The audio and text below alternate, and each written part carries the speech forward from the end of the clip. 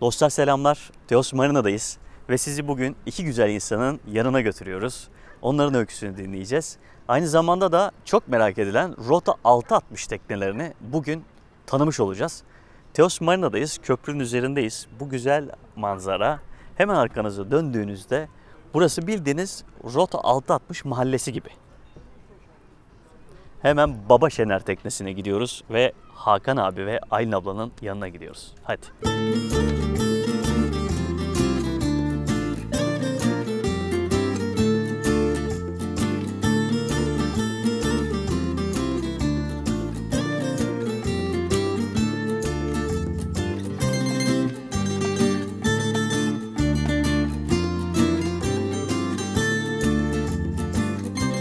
Hakan abi, Aylin abla. Vay kardeşim. Hoş geldiniz. Hoş gördük, hoş gördük. Ne haber? İyidir abi, sizden ne haber? Ziyaret konuşabildik. Vallahi çok şükür ya. Hoş geldiniz. Evet, teknedeyiz. Haydi bu güzel muhabbete gidelim. Hoş bulduk.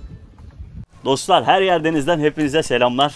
Uzun zamandır beklediğimiz bir programı şu anda çekiyoruz. Hakan abiyle Aylin abla var yanımda. Onları zaten Rota Fisher 660 ailesi çok yakından tanıyor.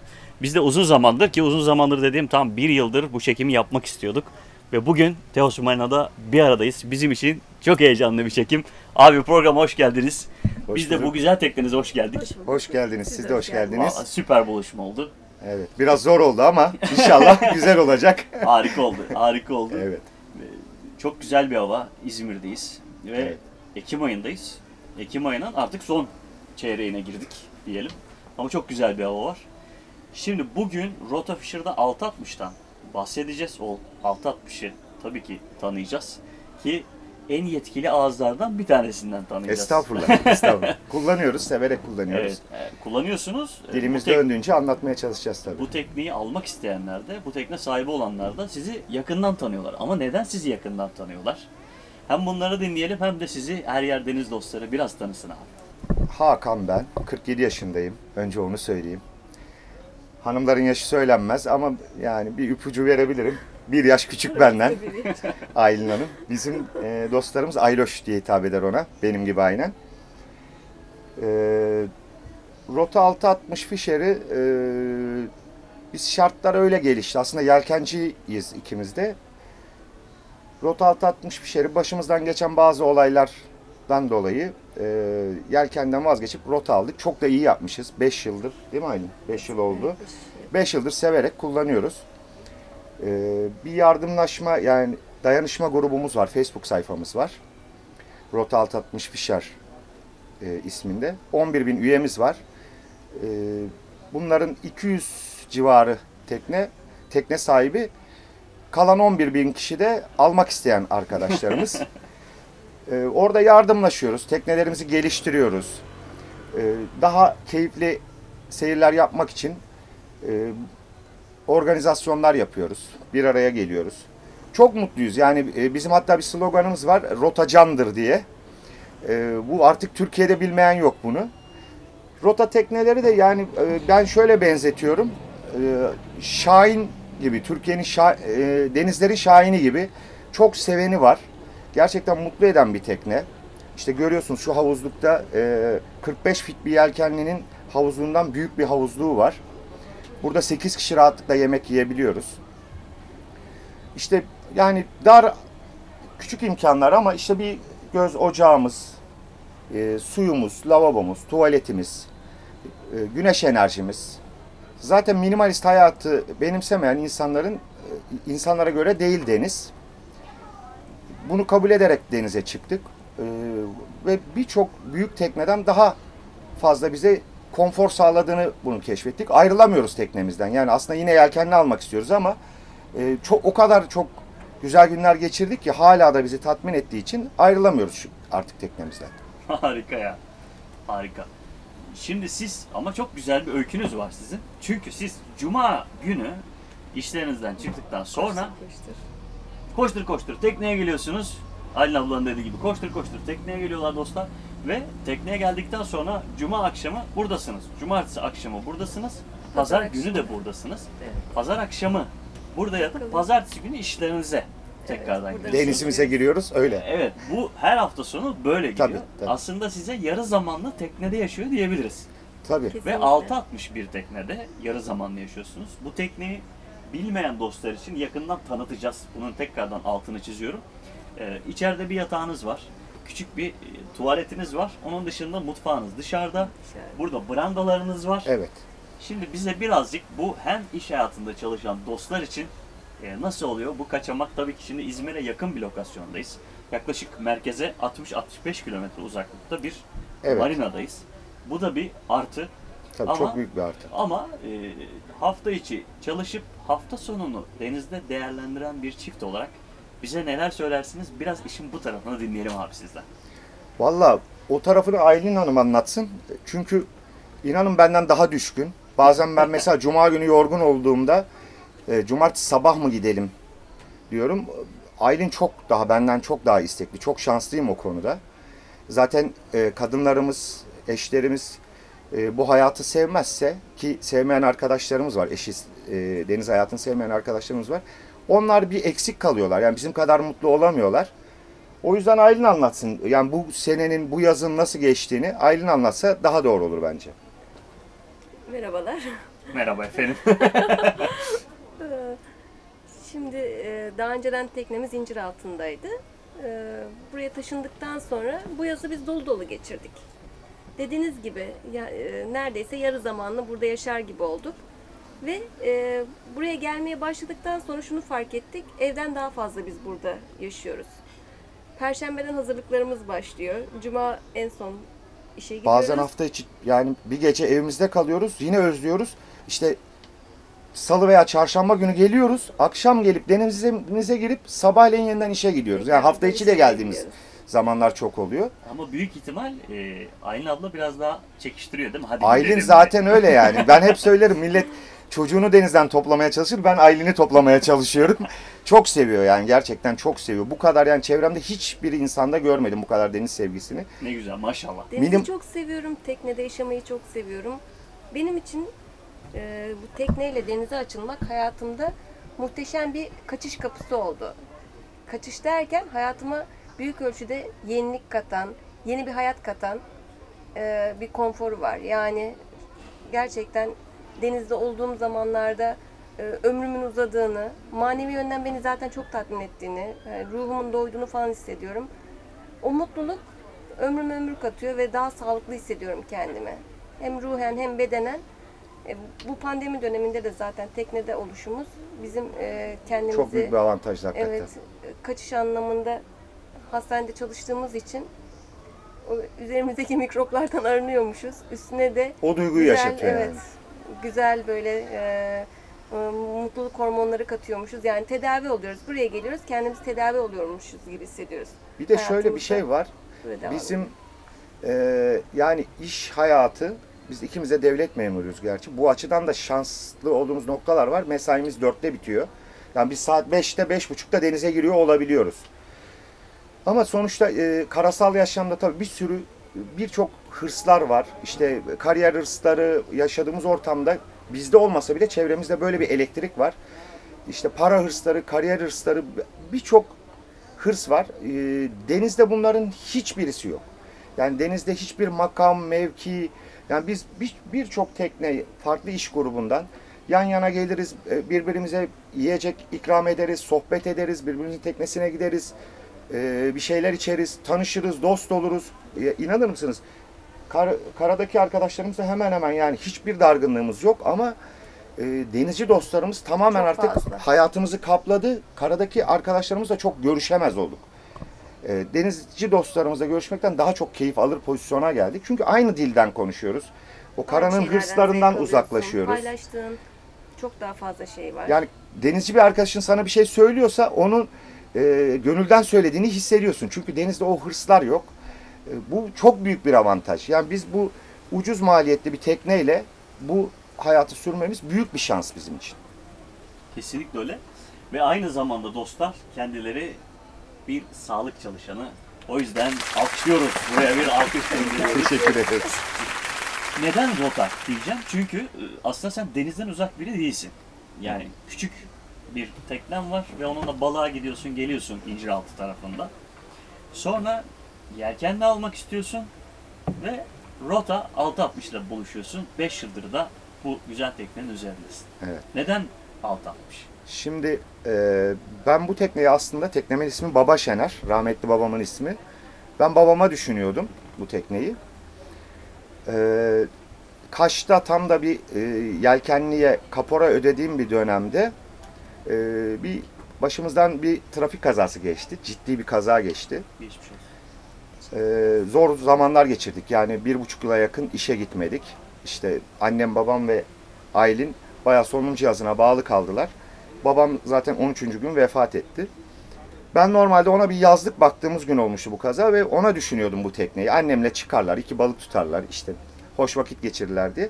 Ama tabi bu kaza neticesinde Aylin de ölümcül yaralar almıştı ve hatta hiçbir zaman eskisi gibi olamayacağını düşünüyordu doktor arkadaşlarımız. Ama o çok güçlü bir insan gerçekten. Ben onu bilinci kapalıyken söyledim ona. Yani bu hayallerimizden bahsettim ve onun tepkilerini gördüm orada. Doktor arkadaşlarım inanmadı. Yok dedim, bu kadın yaşayacak. Çünkü bana tepki verdiğini hissettim denizden, tekneden bahsettiğimde. Neyse nihayetinde Aylin hayatta kaldı ama en fazla %80 iyileşebileceğini düşünüyordu doktor arkadaşlarımız. 29 kiloya kadar düşmüştü ve sadece yani yürüyemiyordu da doğru dürüst. Fizik tedavici arkadaşlarımız sadece yüzmenin iyi gelebileceğini, çünkü kas kütlesinin büyük bir kısmını kaybetmişti. Bir anlık bir kararla işte yelkenli bir teknede merdivenden inip çıkamayacağını düşünerek, yan yatan bir teknede olamayacağını bunların düşünerek bir anlık bir kararla gittim ve daha önceden de bildiğim bir tekne olduğu için rota 660 alalım. 1 sene kullanırız. Aylin iyice sağlığına kavuşur. Ondan sonra yine yelkenli alırız dedik ama 5 yıl geçti. Teknemize kıyamıyoruz. Yani bu tekneyle çok uzun yollar yaptık biz. Yani kuzeyde, yani uzun dediğim bizim teknemizin çapına göre uzun yollar tabii. Kuzeyde Ayvalık'a kadar çıktık. Güneyde Gökova Körfezi'ni, Bodrum'u, bu aradaki Yunan adalarının tamamını, hatta İç Ege'deki Yunan adalarını bile bu tekneyle gezdik. Aylarca gezdik hem de. Her senede senelik iznimizi alıyoruz. 1 ay içinde kalıyoruz. Ona göre teknemizi dizayn ettik tabii. İşte su depomuzu artırdık. Bunlarda 35 litre civarı bir su alıyor. Ben 120 litrelik bir depo yaptırdım yatağın altına. Sonra bu minimalist yaşamayı öğrendik. Biz 120 litre suyla 5 gün falan idare ediyoruz değil mi? 5 gün idare edebiliyoruz. Yani ona göre bulaşığımızı ona göre yıkıyoruz. Denize zarar vermeyen deterjanlar var. İşte Turmepa'nın. Onları kullanıyoruz. İşte zırt pırt sürekli duş almıyoruz ki kadınlar çok sever biliyorsunuz, işte saçımı bir daha tarayayım gibi. Ama Aylin işte deniz insanı olduğu için çok kolay uyum sağladı buna. Sonra baktık ki koylarda Aylin biz daha rahatız değil mi yelkenlilerden? Kesinlikle. 1 metreye kadar değil mi? 80 santime falan. 1 metreye kadar giriyoruz koyun en güzel yerine. Yelkenliler salma var onlarda. Onlar koyun dışında kalıyor biraz daha.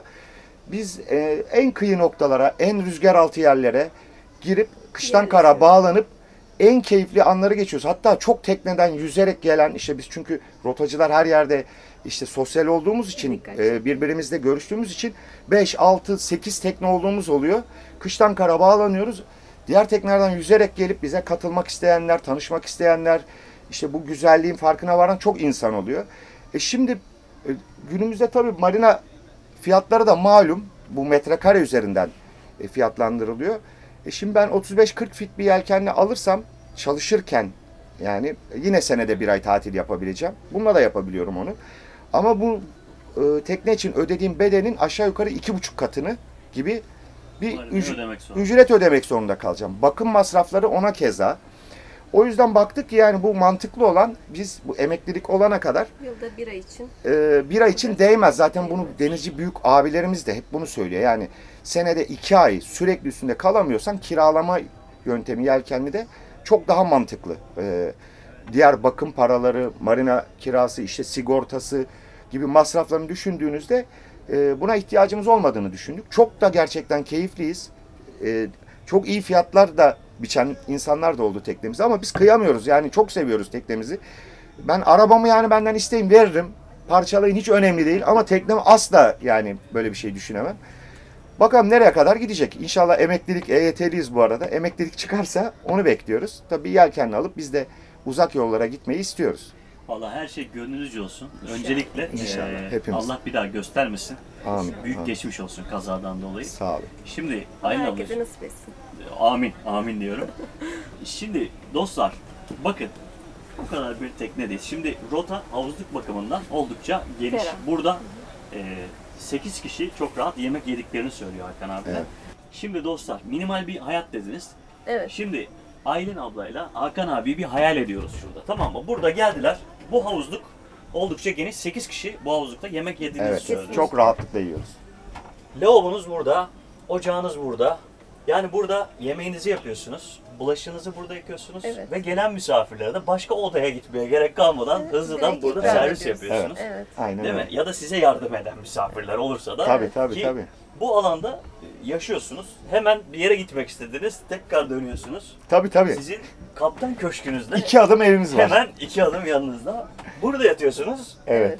Gene lavabonuzda içeride küçük bir tuvaletiniz var ve küçük dolaplarınız var içeride. Evet, Bunların evet. hepsini göstereceğiz. Yani şu kadar alanda o kadar mutlular ki, o kadar Çok. güzel anlatıyorsunuz ki bize. Evet. Değil Çok mi? mutluyuz. Şimdi biz mesela 20 gün, 1 ay tura çıktığımız oluyor. Biz uzun yolu çok seviyoruz bir Şimdi kere. burası çok önemli. 20 gün bir ay diyorsunuz. Siz buradan Ayvalık'a gittiğinizde bayağı buradan Seferihisar'dan çıkıp Çeşme'yi, Karaburnu dönüp yukarıya Tabii Ayvalık'a Foça, kadar çıkıyorsunuz. Bademli çok Foça, severiz Bademli. Bademli'yi. Değil mi? Bizim Ayvalık. oralara Evet. geliyorsunuz. Hatta Ayvalık'tan daha çok seviyoruz. Son çıkışlarımızda Ayvalık Bademli'den sonra devam etmedik. Bir 3-4 gün hızlı bir hava geliyordu. Aylin'e söyledim, dedim Bademli'de mi 3 gün hapis kalmak istersin? Yoksa Ayvalık'ta mı dedim. Aylin hiç düşünmeden Bademli dedi. Yani çok seviyoruz Bademli'yi de. Biz yani onu söylüyorum, 20 gün 1 ay kalıyoruz, inanır mısınız? Burada sanki yeni evlenmişiz, yeni tanışmışız gibi huzur içinde. Hiç televizyon izlemiyoruz. 12 volt bir televizyonumuz olmasına rağmen ki yanımıza yanaşan, bize bordolayan dostlarımıza da önce o uyarıda bulunuyorum ben. Yani televizyon izleyecekseniz, ben artık siyasi haberler izlemek istemiyorum denizdeyken. Lütfen bizim yanımıza değil, öbür baştaki arkadaşa bordolayın diye.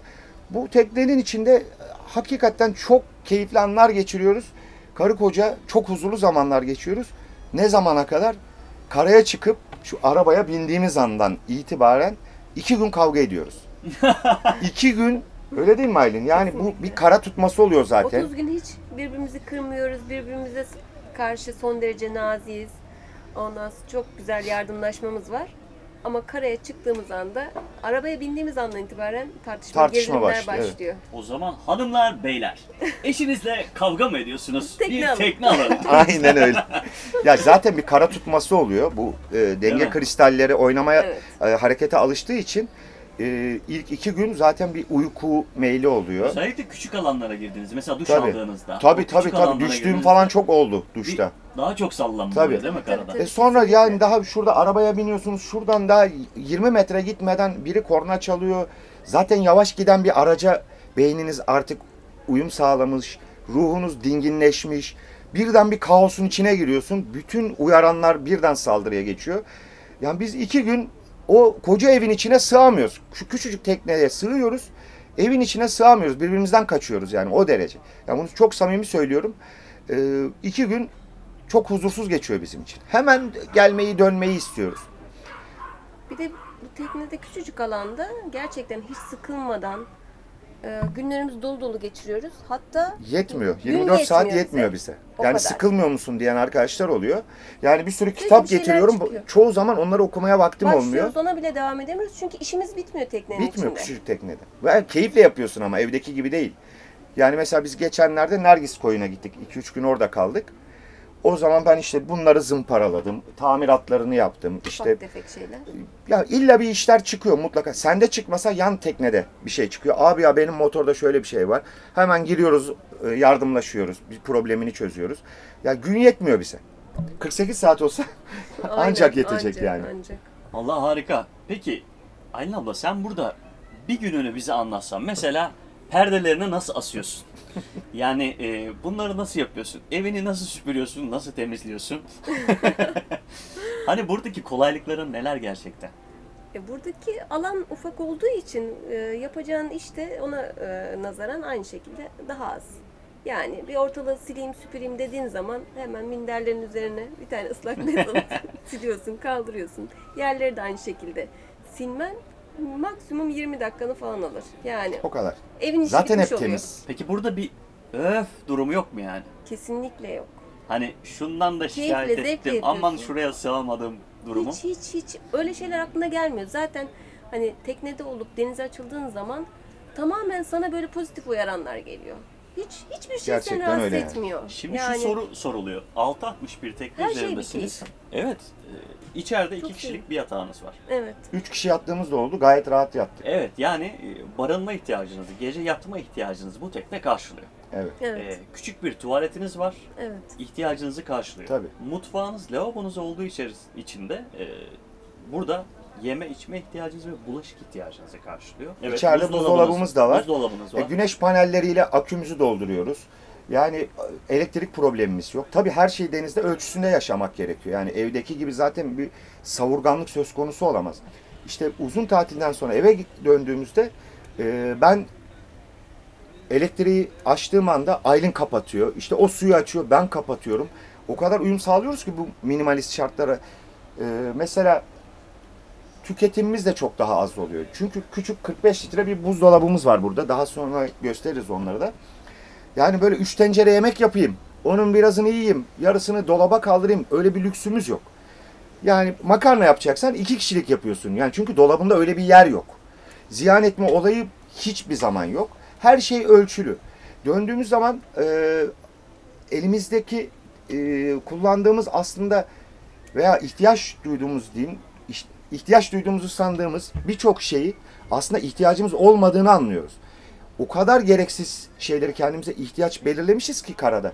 Bunu denize çıktığında anlayabiliyorsun. Karada sadece tüketici pozisyonundasın. Burada hem huzurlusun, hem doğayı kirletmediğin için huzurlusun, hem yardımlaştığın için huzurlusun. Eşinle sürekli zaten öyle sabah uyanıp yüzünü denizde yıkamak gibi Çok keyifli. bir şey olamaz yani. Böyle bir keyif olamaz. Yani balıkları besliyorsun. Bir Yani de- karadayken yiyeyim diye uğraştığın şeyi denizdeyken kimi Zevkle. zaman geliyor besliyorsun. Aylin mesela balık tutar, geri salıyor. Yani bu küçükmüş, bu şeymiş. Yani hakikaten farklı bir ruh haline bürünüyorsun denizde. Bir de denizde olmak çok ekonomik.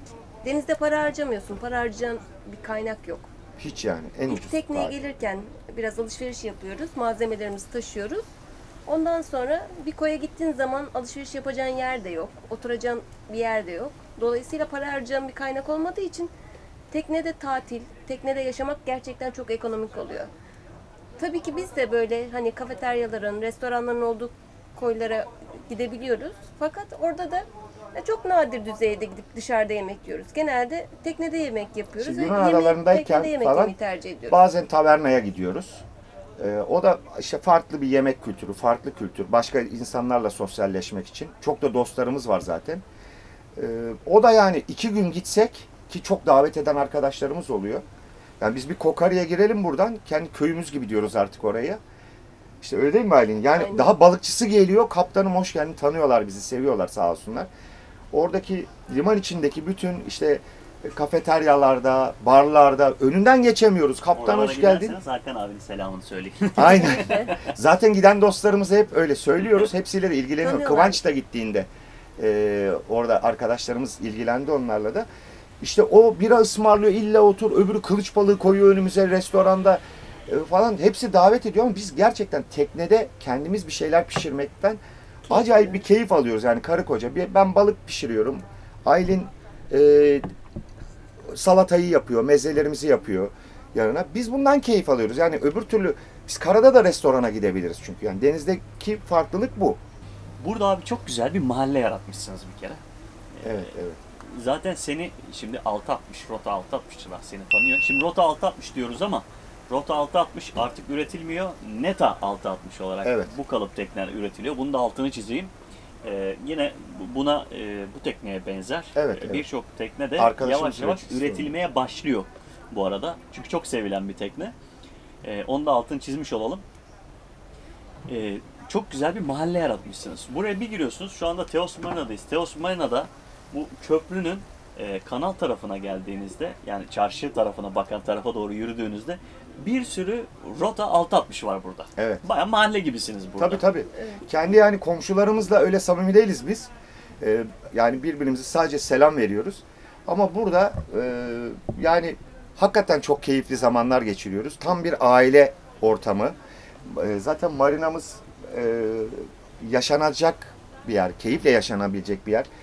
Sığacık çok güzel bir yer. Biz akşamleyin de denizde zaten hep beraberiz. Akşamleyin geldiğimizde mutlaka birbirimize uğrarız işte teknelerimizi yıkarken. Bir çay kahve içeriz. Bazen bu gece 4'lere kadar uzar. 15-20 kişi işte pontonun üstünde taburesini alan geliyor. Eşlerimiz, çocuklarımız. Yani tam bir aile gibi olduk burada. Yine yardımlaşıyoruz. İşte birinin aküye ihtiyacı oluyor. Biz tanıdığımız birisi oluyor. Onu arıyoruz. Tavsiyelerde bulunuyoruz. Burada yani gerçekten kendi apartmanımızdaki insanlarla görüşmediğimiz kadar buradaki denizci dostlarımızla görüşüyoruz ve çok da samimiyiz hakikaten. Çok güzel. Bir şey de bizi çok mutlu etti bugün konuştuğumuzda. Bizim her yer deniz dostları, yani çekim yaptığımız kişilerle siz bir şekilde tanışıyorsunuz. Bizim haberimiz bile yok. Mesela Evet. 10. bölümdeki dostlarla ya da abilerimizle, büyüklerimizle Evet. sizler tanışıyorsunuz. 30. bölümdeki kişiler tanışıyor. Bir şekilde birbirinize yardımcı oluyorsunuz. Yani siz hangi koydaysanız o sizin olduğunuz bölgeye geldiğinde Tabii mutlaka haberleşiyoruz. Mesela Hazi Sailing, senin Evet, kanalın Hasan'a da vasıtasıyla selam olsun. selam olsun. Senin vasıtanla ben takip etmeye başladım. Onlar da takip etmiş. Hatta Sığacak'a geldiler. Biz çalışıyorduk o gün.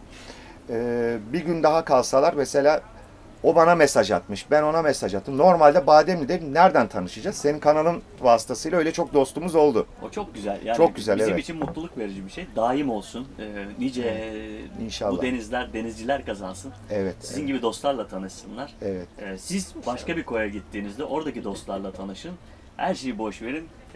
Sizin sosyal medya hesaplarınızı paylaşabilir miyiz abi? Tabii ki. Sosyal medya hesaplarınız neydi? Mesela Instagram'da nereden bulurlar? Facebook'ta nereden bulurlar? Hakan.hilmi.Kavaklioğlu. Buyurun. Benim rotam var Face'te.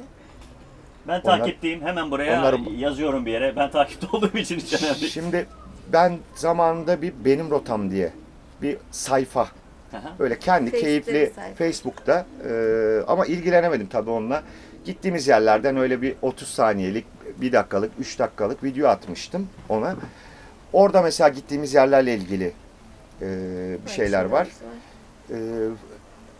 Instagram ve Facebook adreslerimizi sen yine yazarsın sağa sola. Facebook'ta özellikle sizin bu Rota 660 grubu başka tekne kabul etmiyorsunuz. Kabul etmiyoruz. Yani fotoğrafını da kabul etmiyoruz. Fotoğrafını da kabul Hiçbir etmiyorsunuz. şekilde. Sadece bu teknelerle ilgili tamir anlamında, bakımın anlamında sorular Her türlü. olabilir. Satılık tekne bulabilirsiniz. Bu tekneler hakkında bilgi edinebilirsiniz. Her konuda yardımlaşıyoruz. Mesela bir abimizin babası koa hastasıydı. Bir cihazının sonunla ilgili bir cihazın fişi Bodrum'da, kablosu yok. Hemen buradan bir arkadaşımız gitti, işini gücünü bıraktı, ona gönderdi. Her konuda yardımlaşıyoruz. 11.000 üyemiz var. Aslında biz müsaade etsek 100.000'leri geçer ama biz mesela girişte 3 tane soru sormuşuz. Adam bunlara cevap vermeden üyelik başvurusunda bulunmuş. Yani bu 3 soruyu okumayan da girmesin aramıza diyoruz. Yani iddia ediyorum ki birçok farklı denizcilik sayfası da bunu söylüyor. Oradaki arkadaşlarımız da. Türkiye'de en çok saygı sevginin olduğu grup bu. Bizim hiçbir ticari bir şeyimiz yok. Sadece yardımlaşma. Hepimiz ailecek tanıştık. Türkiye'nin çok değişik yerlerindeki insanlar. Ya, imaya bile izin vermeden gruptan engelliyoruz. Yani sadece sevgi ve yardımlaşmanın olduğu bir grup. Vallahi çok güzel. Bütün Rota 660 Facebook'taki Rota 660 takipçilerine de buradan selamlarımızı gönderiyoruz. Hayali olan Rota 660 hayali olan dostlara da buradan selamımızı gönderiyoruz.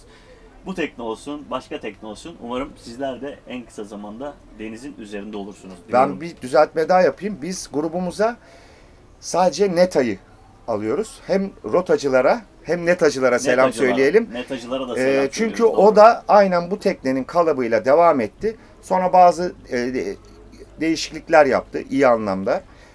Değişiklikler yaptı. O yüzden onları da bu tekne de artık üretilmediği için çok da isteklisi var. Onları da biz kendimizden görüyoruz. Rota neta ayrımı yapmıyoruz. Hep birlikte bu yardımlaşmaya, dayanışmaya devam ediyoruz. Harika. Bu tekneyle ilgili bütün ayrıntıları da bir sonraki bölümde Rota 660, Neta 660 hakkında Evet. her şey olarak onu ayrı yayınlayacağız. Bu teknenin bütün tanıtımını biraz kurcalayacağız Hakan abi teknesini. Tabii ki, memnuniyetle. Onu da ayrı bir programda yapacağız. Bir sonraki bölümde diyeyim. Hakan abi diyor ki hadi biraz denize çıkalım dedi. Şimdi biz yavaş yavaş denize çıkıyoruz. Sizi o görüntülerle bırakırken Rota 660'ın detaylı tanıtımını da bir sonraki videoya saklıyoruz biz. Burada nereye gidiyoruz abi şimdi? Buradan Camcaz koyu var, akvaryum koyu var. Bunlar çok yakın mesafede. İşte Teos Marina'nın güzelliği o. 20-30 tane koy var çok yakın mesafede. 10 dakika, 5 Çok büyük dakika, artık 10 metre. tabii. Çok yani seçeneğimiz çok ve Gökova'yı aratmayacak koylar. Gidince siz de göreceksiniz zaten O şimdi. zaman heyecanlandık. Hadi hep beraber gidelim dostlar. Haydi bakalım.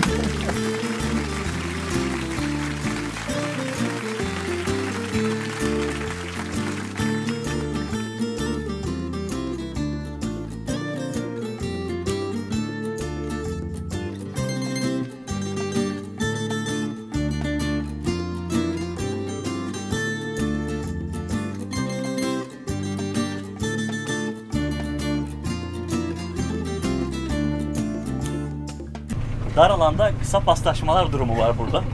Şimdi sen çok güzel geliyorsun yerine yanaşıyorsun. Kısa bir alanda tekneni çevirebiliyorsun, döndürüyorsun. Bu Evet. marinalardan çıkarken tabii dostlarımıza hatırlatmamız gereken şeylerden bir tanesi de belli bir hızda çıkıyoruz. Değil mi? Çok yavaş hareket ediyoruz. Tabii. Diğer tekneleri rahatsız etmeden. Sakin sakin marinalardan çıkıyoruz gördüğünüz gibi. Girerken Çünkü- de çıkarken de Peki nasıl şey olabilir hızlı çıkarsak? diğer teknelerde yemek yapılıyor olabilir, çaydanlık, çay Yağ pişiriyor dökülebilir. olabilir, Yani yağ çok büyük dökülebilir, kazalara sebep kaynayan su olabilir. olabilir ocakta. Diğer Zaten insanlara zarar verebiliriz. Marinalarda hız limitleri vardır aslında. Bizim marinamızda buna çok güzel uyuluyor. Yani bu yaptırıma tabidir aslında. Biz de sadece marinalarda değil, koylarda da bu geçerlidir. Yani en büyük problemimiz o. İşte hızlı bir motor yatı olan birisi hızlı gittiği zaman sanki çok ilgi çektiğini, işte iyi bir şey yaptığını sanıyor ama orada bir kaosa neden oluyor. Yani çok biz büyük kazalar atlattık. Bu çok süratli giden insanlar yüzünden uyarmaya çalışıyoruz. Kimisi algılıyor uyarıyı, kimisi tersleniyor. Ama yani denizlerde kimsenin kimseye hava atacak bir durum yok. O koyda zaten herkesin teknesi var. Ama küçük ama büyük. En nihayetinde herkes orada olduğu için keyif alıyor. Saygı işte en önemli unsur. Hepimiz birbirimizi düşüneceğiz. Biz mesela bazen drone uçuruyoruz. Çevremizdeki teknelerden müsaade istiyoruz veya yakın plan almıyoruz. Kendimize yapılmasını istemediğimiz şeyi başkasına da yapmayacağız. Özellikle denizde daha çok dikkat edeceğiz. Çıkışta telsizle anons yaptık. Biz palamar desteği istemedik. İstemememize rağmen çıkış yaptığımızı bildiriyoruz ki trafiği düzenlemeleri gerekebilir. Karşıdan gelen olabilir, yoğunluk olabilir. Gerekli uyarıları almak için sürekli telsizimiz açık pozisyonda oluyor.